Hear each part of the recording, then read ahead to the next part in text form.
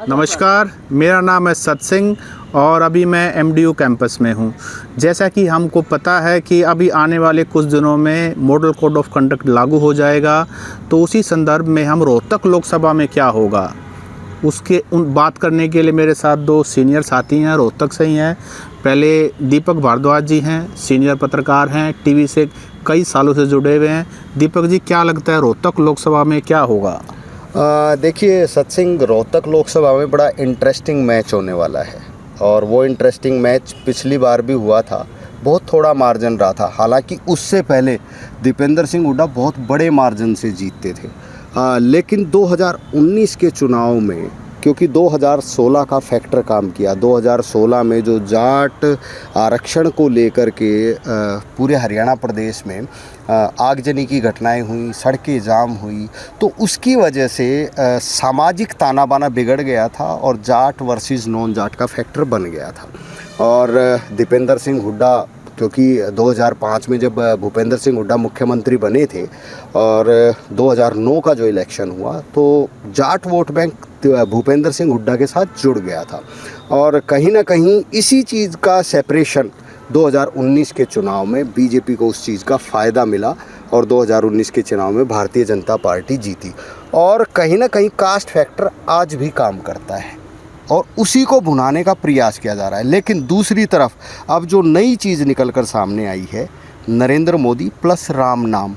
राम मंदिर जो अयोध्या में प्राण प्रतिष्ठा हुई, उसके बाद हर व्यक्ति के अंदर आस्था जुड़ी हुई है राम से, चाहे वो किसी भी पार्टी से हो। लेकिन भारतीय जनता पार्टी उस मुद्दे को इस चुनाव में भुनाने का प्रयास कर रही है और उनको बेनिफिट मिल भी रहा है। तो ये सारी चीज़ें हैं और उसी के मद्देनज़र, क्योंकि अगर हम बात करें, क्योंकि पिछले 10 साल से यहाँ पर स्टेट में भारतीय जनता पार्टी की सरकार है, उसकी भी कुछ एंटी कम्बेंसी है, क्योंकि 10 साल में ऐसे ही बहुत से काम हैं जो वो नहीं करा पाए। तो लोकसभा चुनाव में हो सकता है थोड़ा बहुत नुकसान उस चीज़ का भारतीय जनता पार्टी को उठाना पड़े, लेकिन उसकी भरपाई राम नाम कर देता है। और पिछले चुनाव में मार्जिन बहुत थोड़ा था। हाँ, लेकिन ये ज़रूर कहूँगा सत्सिंह, यहाँ पर क्योंकि एक विधानसभा क्षेत्र इस रोहतक लोकसभा में ऐसा है, कोसली रेवाड़ी, जो यादव डोमिनेशन बेल्ट है और पिछले लोकसभा चुनाव में हार जीत का फैसला उसी ने किया था। 70,000 के आसपास लीड अरविंद शर्मा को मिली थी और यहाँ से लीड दीपेंद्र सिंह हुड्डा की कम हो गई, तो वही जीत हार का फैक्टर रहा था और इस बार भी वही स्थिति होने वाली है। बहुत टफ मुकाबला होगा, हार किसकी होगी जीत किसकी होगी वो देखने वाली बात। अच्छा दीपक जी, आपने जो एनालिसिस किया उसमें मैं एक दो सवाल पूछना चाहता हूँ। अभी जो राम मंदिर का उद्घाटन हुआ, उसमें हरियाणा से आम आदमी को तो जाने का मौका नहीं मिला, एक तो ये सवाल है। दूसरा सवाल, आप ये कह रहे हैं कि इस बार राम का बड़ा एक इशू रहेगा, तो जो कांग्रेस आरोप लगा रही है कि भाजपा जो है राम का नाम की राजनीतिकरण कर रही है, तो वो सच हो जाएगा? देखिए सत्सिंह, राम नाम की, क्योंकि ये लड़ाई बहुत लंबे समय से चल रही है और भारतीय जनता पार्टी, क्योंकि जब बाबरी मस्जिद को तोड़ा गया था उसी दिन से राम मंदिर बनाने का इनकी तरफ से हर चुनाव में राम मंदिर बनाने का एक मुद्दा ये ज़रूर रखते थे और ये भी कहते थे कि हम जल्दी बनाएंगे, इस बार बनाएंगे, उस बार बनाएंगे। हालांकि इनकी बात नहीं बन पाती थी चुनाव में, लेकिन इस बार इनकी बात बनी और इन्होंने राम मंदिर का निर्माण करा दिया और लोगों की आस्था के साथ जुड़ा हुआ मुद्दा था।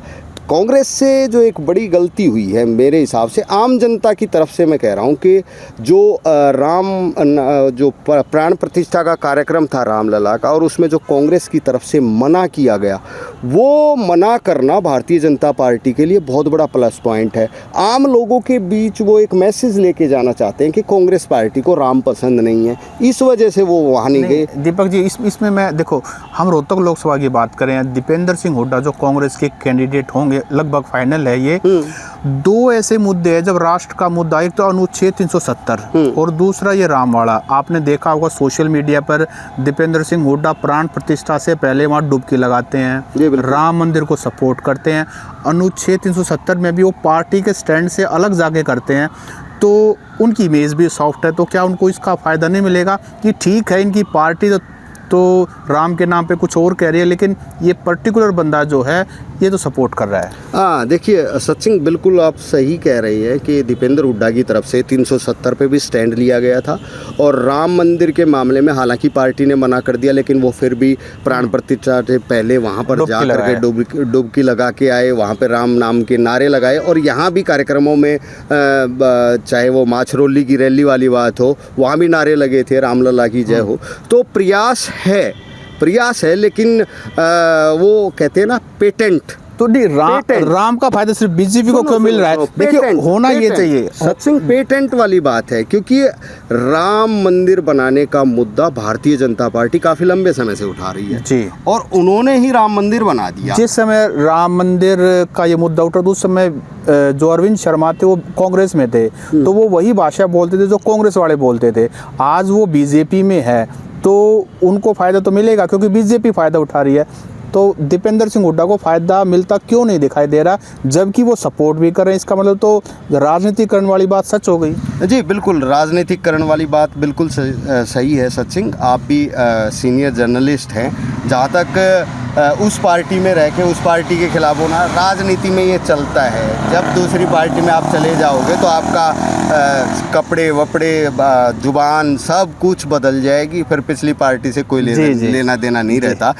तो कहीं ना कहीं ये राम मंदिर का पेटेंट बीजेपी के नाम ही हो चुका है। इस तरह मतलब वो आरोप सच होता दिखाई दे रहा है। बिल्कुल बिल्कुल, पेटेंट है उनके नाम से, क्योंकि राम की आवाज़ वो उठाते रहे हैं। जी, मेरे साथ हमारे और सीनियर साथी हैं सुरेंद्र जी, और इनको हम हर स्पॉट पे बड़ी मेहनत से, बड़ी जुझारूपन से देखते हैं, तो इनका अनुभव हमसे थोड़ा सा ज़्यादा है। सुरेंद्र जी, रोहतक लोकसभा के बारे में आपका क्या एनालिसिस है? सत्संग जी, पहले तो आपका बहुत बहुत धन्यवाद। रोहतक लोकसभा की बात करें तो रोहतक लोकसभा एक हॉट सीट है हरियाणा में। सबसे मतलब 10 की 10 सीटें हैं रोहतक हरियाणा में, और रोहतक सबसे इम्पोर्टेंट सीट है। और यहाँ से जिस तरह से लगातार 2005 से दीपेंद्र हुड्डा 2014 तक बनते आए सांसद, भले उनके पिता मुख्यमंत्री थे, उनको इसका फ़ायदा मिला कि वो उनके साथ कोई दूसरा कैंडिडेट नहीं खड़ा हो पाया, लेकिन बीजेपी ने 2014 में जो नरेंद्र मोदी का चला, वहाँ से जो दीपेंद्र हुड्डा तो मिली, लेकिन 2019 के आते आते तो जो बिल्कुल कह सकते हैं कि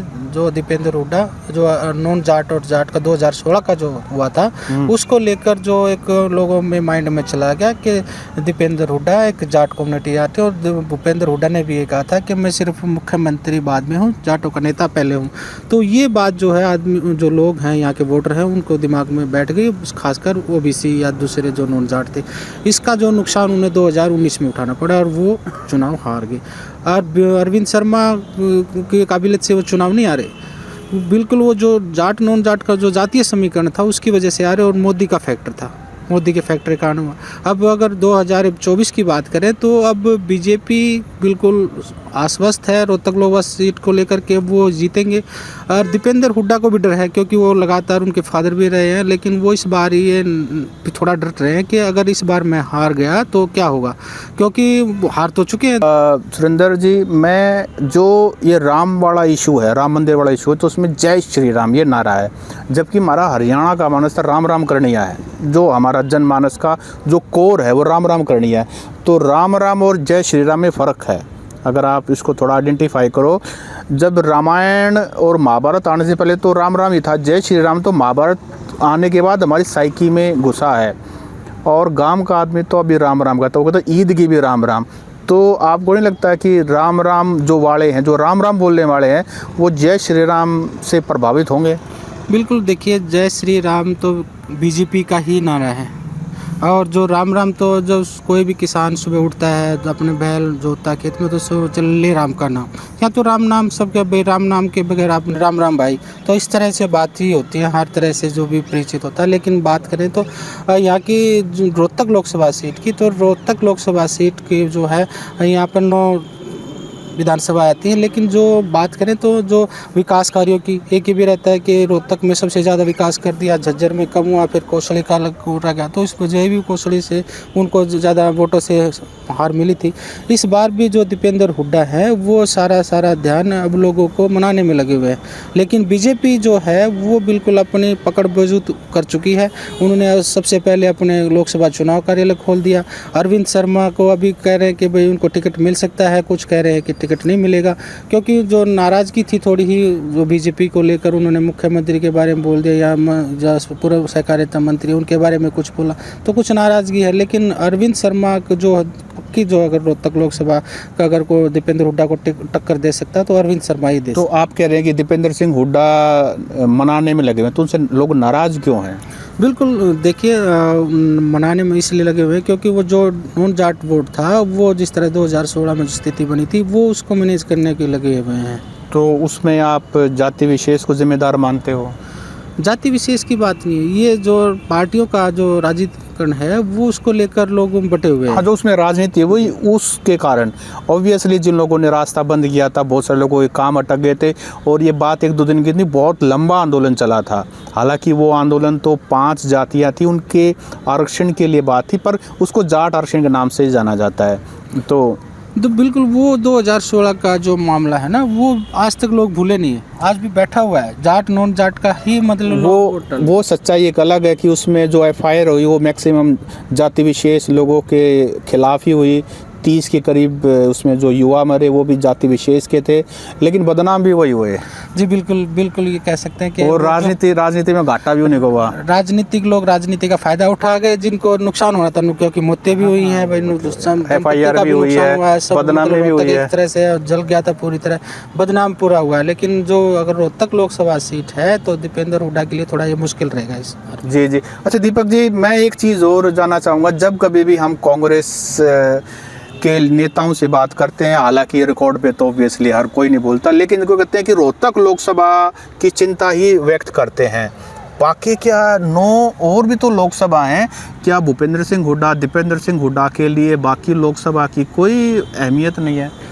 सचिन, रोहतक लोकसभा इसलिए अहम है, भारतीय जनता पार्टी ने भी यही टारगेट कर रखा है और कांग्रेस पार्टी कहीं ना कहीं भूपेंद्र सिंह हुड्डा की साख इस चुनाव पे, इस लोकसभा चुनाव पे टिकी हुई है। दीपेंद्र सिंह हुड्डा पिछली बार हार चुके हैं और इस बार, और भूपेंद्र सिंह हुड्डा खुद सोनीपत से हार चुके हैं और ये उनका गढ़ कह सकते हैं हम इनको। दोनों लोकसभा क्षेत्र ऐसे थे कि जहां पर इनका ये ताल ठोक के ये कह सकते थे कि ये एमएलए जीतेगा, ये एमएलए जीतेगा, जिसको इन्होंने खड़ा कर दिया वो एमएलए बना है। तो कहीं ना कहीं अब इनकी साख पर इसलिए बनी आई है, अगर दीपेंद्र सिंह हुड्डा लोकसभा चुनाव के नतीजों में उलटफेर हो जाता और दीपेंद्र सिंह हुड्डा फिर हार जाते हैं तो विधानसभा चुनाव में, क्योंकि गुटबाजी है कांग्रेस पार्टी में हरियाणा में, जो कुमारी सैलजा, सुरजेवाला और ये जो किरण चौधरी हैं, इनको मौका मिल जाएगा कि भूपेंद्र सिंह हुड्डा जब अपने बेटे को नहीं जिता सका तो काहे का मुख्यमंत्री,